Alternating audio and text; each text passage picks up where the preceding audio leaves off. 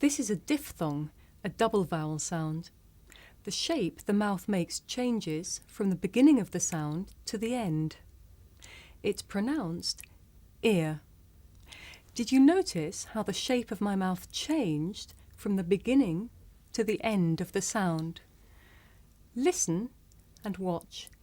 Ear. Now you try. Listen again and repeat after me. Ear.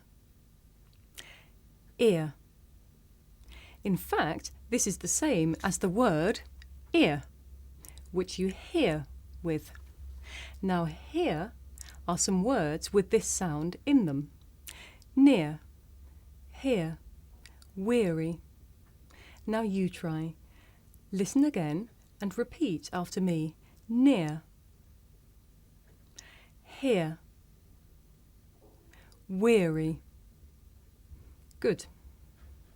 Please consider subscribing. Thanks.